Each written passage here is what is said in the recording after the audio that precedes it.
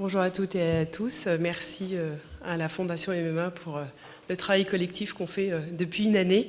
Donc, je ne suis pas doctorant, je suis chef d'entreprise, donc j'essaye de me plier aux contraintes qui m'ont été données et je vais donc tenter de vous lire ce que j'ai écrit et de partager mon expérience dans les réseaux puisque je suis entrepreneur depuis une dizaine d'années.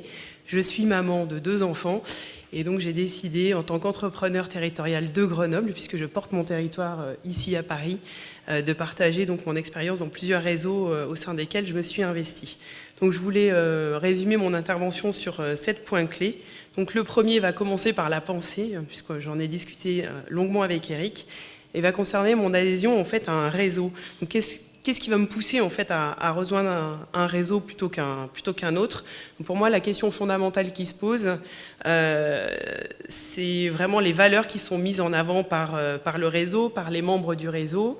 Et moi, je recherche la bienveillance, puisque dans le monde de l'entreprise, et je pense que mes collègues entrepreneurs qui sont intervenus avant moi ne vont pas me contredire, le monde des affaires n'est pas toujours extrêmement bienveillant. Donc la première chose que je vais rechercher au sein de ce réseau, c'est la bienveillance, l'accueil des membres. Pour vous prendre un exemple, j'ai rejoint donc le réseau FCE France, donc, qui est le réseau des femmes chefs d'entreprise, qui est un réseau qui existe depuis 1945 en France et 1954, qui est le réseau mondial FCEM, femmes chefs d'entreprise mondiale. À l'époque, j'étais jeune maman, j'avais un petit garçon d'1 mois, et jeune entrepreneur, puisque entrepreneureux pour moi, depuis 4 mois. Et en fait, ce réseau m'a ouvert les bras et j'ai retrouvé des valeurs et des problématiques communes à la fois de chef d'entreprise et à la fois de jeune maman.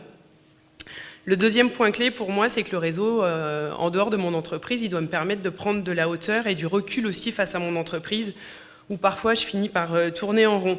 Donc pour moi, le réseau serait vraiment un levier pour penser différemment et aussi penser plus riche. Je vais vous prendre ici l'exemple, je suis membre élu de la Chambre donc, de commerce et d'industrie de Grenoble et je suis également élu à la région. Donc ça me permet de me confronter, moi, en tant que petite entreprise, puisque moi j'ai une petite entreprise dans le service, avec d'autres collègues qui sont du commerce, de l'industrie, également des services, petites, moyennes entreprises. En fait, ça me permet de traiter des sujets différents. Finalement, quelle que soit la taille de l'entreprise, on est tous entrepreneurs et on a tous les mêmes problématiques, en fait, qu'on soit tout seul, à 2 personnes, à 500 personnes, 1000 personnes. Je crois qu'en tant qu'entrepreneur, on arrive à se comprendre. Le troisième point clé pour moi, c'est le réseau comme ouverture sur le monde et donc aussi sur les autres, avec une remise en question permanente dans un processus d'amélioration continue. Effectivement, dans mon entreprise, quand je suis seule ou quand j'ai peu de salariés, moi j'ai démarré il y a 10 ans, j'étais toute seule, aujourd'hui on est 3, donc je ne suis pas une grosse entreprise, je suis plutôt une TPE. Je me sens parfois isolée, on en a parlé tout à l'heure, mais aussi parce que mon statut de dirigeant d'entreprise m'isole, c'est-à-dire que le dirigeant d'entreprise, pour bien connaître la fondation à Maroc et le professeur Olivier Torres depuis qu'il a construit cet observatoire. Je me sens souvent seule en fait parce que je ne peux pas forcément partager avec mes salariés qui eux attendent de moi que je sois le leader et donc que je leur montre la voie. Quand j'ai des doutes, j'ai besoin de pouvoir partager mes doutes en fait avec d'autres chefs d'entreprise. Donc je vais me rapprocher aussi d'un réseau de chefs d'entreprise qui en fait a les mêmes préoccupations que moi. Encore une fois, petite ou grande entreprise, j'ai envie de dire, c'est le titre aussi qui fait qu'on arrive à se retrouver et à partager. Donc je vais prendre ici un autre réseau que j'ai rejoint il y a quelques mois maintenant et dont je viens de prendre la trésorerie mondiale, donc qui est le réseau des femmes chefs d'entreprise mondiales. Là, c'est une vraie ouverture sur le monde puisqu'on a une dimension mondiale, donc d'autres pays, d'autres mœurs et d'autres façons aussi d'appréhender l'entrepreneuriat en règle générale.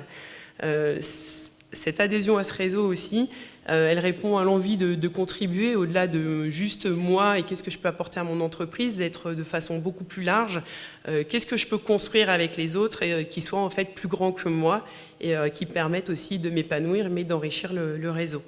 Donc le réseau aussi, c'est un appui, une ressource et aussi un partage d'expérience. Parce que parfois, on a des réunions dans nos réseaux où on se dit, qu'est-ce que tu as comme problématique pour avancer? C'est du partage d'expérience.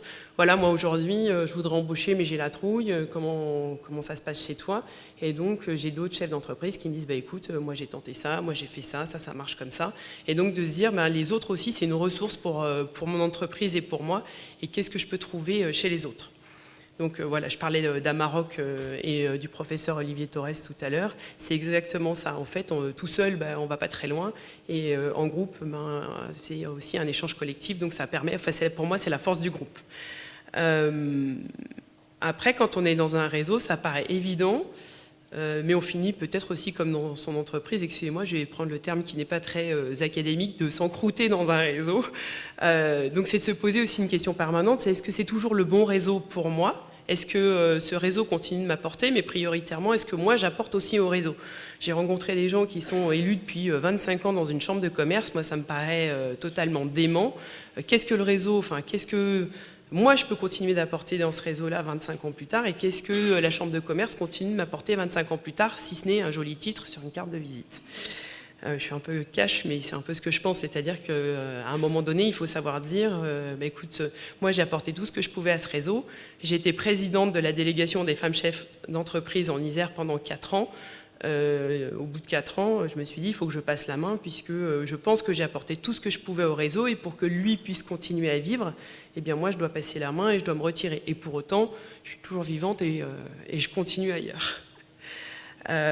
C'est aussi le cas quand mon président du MEDEF Isère m'a demandé d'être vice-présidente. Je lui ai dit, mais qu'est-ce que moi je peux apporter au réseau ? C'est bien de me nommer vice-présidente, c'est super, c'est un joli titre, mais au-delà du titre qui, moi, ne m'intéresse pas, c'est qu'est-ce que je peux apporter au réseau et comment je peux aussi défendre mon territoire en tant que chef d'entreprise.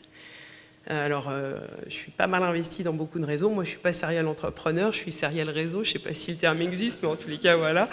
Et à un moment donné, on se rend compte aussi, et je remercie Eric puisqu'il m'a fait poser énormément de questions.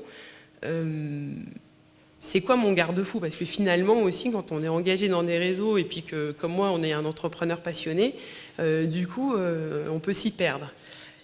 Et dans mon métier, en fait, je travaille avec des entreprises familiales. Je suis issue d'entreprises familiales. Et en fait, aujourd'hui, mon associé collaborateur, c'est mon mari. Donc, de temps en temps, avec bienveillance, il me dit, tu sais, ma chérie, je te vois pas beaucoup. Ça serait bien que tu nous accordes un petit peu de temps. Alors là, on se dit, il y a peut-être des priorités à refixer. Et tout à l'heure, je vous ai dit, je suis maman de 2 enfants, donc je suis aussi mampreneur. Et quand j'ai mes enfants qui me disent « Ah, alors ce soir, on sait que c'est pas toi qui vas nous voir, dans combien de nuits tu rentres à la maison ?» Là, on se repose la question aussi de se dire, le réseau, finalement, est-ce qu'à un moment donné, il ne prend pas le pas sur ce qui est important ? Donc aussi, la question des priorités. Ça, voilà. Donc c'est aussi mon garde-fou entre penser et agir, à un moment donné, de se dire « Attends, tu es tout le temps dans l'action, c'est bien, il faut se poser et réfléchir à tes vraies priorités. » Enfin, je terminerai par un des derniers points clés pour moi, c'est de traiter le réseau, à un moment donné aussi, comme son entreprise, sur le même pied d'égalité. L'un ne doit pas empiéter sur l'autre. C'est-à-dire que le réseau, à un moment donné, peut être une excuse de ne plus être non plus dans son entreprise. C'est tellement intéressant d'être dans des réseaux que je ne suis plus dans mon entreprise et du coup, je n'interagis plus non plus avec mes collaborateurs. Mais c'est vrai qu'il faut penser et agir en même temps dans son entreprise et dans les réseaux. Et ce qui est important pour moi, le réseau me permet aussi de m'épanouir en tant que chef d'entreprise et de contribuer à faire grandir les autres. Et le réseau me fait grandir énormément. Quand je vois d'où je suis partie et quand je vois où je suis aujourd'hui, sans les réseaux, je pense que je n'en serais pas là du tout. Merci.